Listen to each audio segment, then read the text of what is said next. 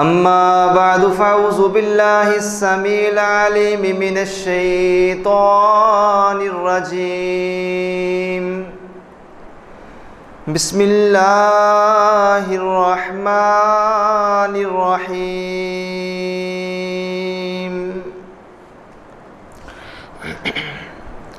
يا أيها الذين آمنوا اذكروا الله ذكرا كثيرا وسبحوه بكرة وأصيلا. هو الذي يصلي عليكم وملائكته ليخرجكم من الظلمات إلى النور وَكَانَ بِالْمُؤْمِنِينَ رَحِيمًا. ارشاد باری تعالیٰ ہے، اے ایمان والو، اپنے رب کا کثرت سے ذکر کیا کرو اور صبح و شام اپنے رب کو ضرور یاد کیا کرو۔ اگر تم اپنے رب کا ذکر کرو گے، اپنے رب کو یاد کرو گے،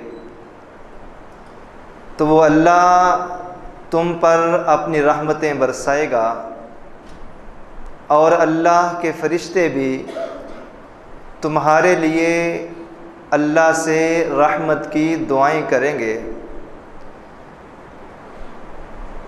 اور اللہ تمہیں اس ذکر کرنے کی وجہ سے اندھیروں سے نکال کر روشنی کی طرف لے آئے گا۔ لوگوں، تمہارا رب مومنوں کے ساتھ بڑا ہی مہربان ہے۔ صدق اللہ العظیم و صدق رسولہ النبی الکریم۔ لکھنا نہیں آتا اے مسلمان تو پڑھا کر، لکھنا نہیں آتا اے مسلمان تو پڑھا کر، ہو جائے گی تیری مشکل آسان پڑھا کر۔ پڑھنے کو اگر تجھے کچھ نہ ملے تو چہروں پہ لکھے درد کے عنوان پڑھا کر، ہو جائے گی تیری مشکل آسان، تو قرب کے لمحات میں رب کے قرآن کو پڑھا کر۔ آ جائے گا اقبال تجھے جینے کا کرینہ، تو سرور کونین صلی اللہ علیہ وآلہ وسلم کے فرمان پڑھا کر۔ اللہ خالق العالم کی مختصر حمد و ثنا، جو اکیلا پوری کائنات کے نظام کو بڑی خوبصورتی سے چلا رہا ہے،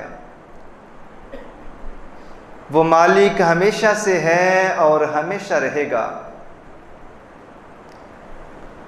وہ اللہ جو پوری کائنات کے نظام کو بغیر کسی کے سہارے اور بغیر کسی کی مدد کے اکیلا ہی سنبھالے ہوئے ہے۔ وہ اللہ جو ہمیں ہماری برداشت سے بڑھ کر دکھ تو نہیں دیتا، مگر ہمیں ہماری اوقات سے بڑھ کر سکھ ضرور دیتا ہے۔ ان گنت لاتعداد بے شمار ہر قسم کے جائز درود و سلام امام الانبیاء جناب محمد الرسول اللہ صلی اللہ علیہ وآلہ وسلم کی ذات اقدس کے لیے۔ عزیز بھائیوں، دوستوں، بزرگوں، نوجوان ساتھیوں، قابل عزت، قابل احترام پردہ نشین میری اسلامی روحانی ماؤں بہنوں، میں نے آپ احباب کے سامنے پارہ نمبر 22 سورۃ الاحزاب کی آیت نمبر 41، 42 اور 43 تلاوت کی ہے۔ اس مناسبت سے آج کی ہماری گفتگو کا عنوان ہے تم مجھے یاد کرو، میں اللہ تمہیں یاد رکھوں گا۔ اس کائنات کا ہر فرد و بشر اس گئے گزرے دور کے اندر بغیر کسی نقصان کے ہر بندے کے چہرے پہ پریشانی کے آثار نظر آ رہے ہیں۔ بظاہر نقصان بھی کوئی نہیں ہے، بظاہر گھاٹا بھی کوئی نہیں ہے، بظاہر عزیز و اقارب اور رشتہ دار سارے ہی ماشاءاللہ ٹھیک ٹھاک ہیں، صحت مند ہیں، لیکن اس کے باوجود دل کا سکون، دل کا چین اور روحانی طور پہ انسان کو، دلی طور پہ انسان کو سکون نہیں ہے۔ اس مشینری کو بنانے والے رب رحمان نے، رب عرش رحمان نے، جس نے انسان کو تخلیق کیا ہے، اس انسان کو پیدا کرنے کے بعد اللہ تعالیٰ نے انسان کو یہ بات بھی سمجھا دی ہے کہ خبردار، جو کچھ بھی تجھے مل جائے، جو کچھ بھی تجھے حاصل ہو جائے، جتنی عیش و آرام تجھے مل جائے، جتنا بھی پروٹوکول تو حاصل کر لے، جتنی بھی شہرت تجھے مل جائے، یہ ساری چیزیں تجھے بظاہری طور پر عیش و آرام تو دے سکتی ہیں، لیکن تیرے اندر کا سکون، تیرے دل کا سکون، تیرے اندر جو روحانیت آئے گی، وہ ان تمام چیزوں میں سے کسی ایک چیز میں بھی میں رب رحمان نے نہیں رکھی۔ آپ تصور کریں، غریبوں سے زیادہ خودکشیاں کرنے والے امیر لوگ ہیں،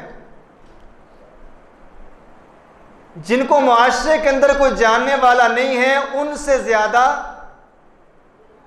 اپنی جان کو گنوانے والے وہ لوگ ہیں جن کو معاشرے کے اندر بڑی عزت دی جاتی ہے۔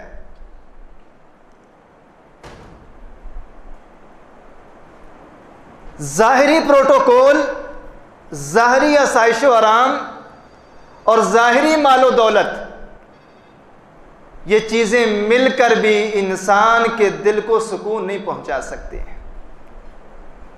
اللہ نے اپنے قرآن کے اندر سورہ رعد میں علل اعلان یہ بات فرمائی ہے، الا بذکر اللہ وتطمئن القلوب۔ جس بندے کی زبان پہ اللہ کا نام نہیں آتا، اللہ کی یاد نہیں آتی، اللہ کا ذکر نہیں آتا، اس بندے کو کبھی سکون حاصل نہیں ہو سکتا۔ الا بذکر اللہ وتطمئن القلوب، لوگوں خبردار، اس جملے کے اندر شدت ہے، خبردار، دلوں کا سکون تو اللہ کی یاد کے اندر ہے، دلوں کا سکون تو اللہ کے ذکر کے اندر ہے۔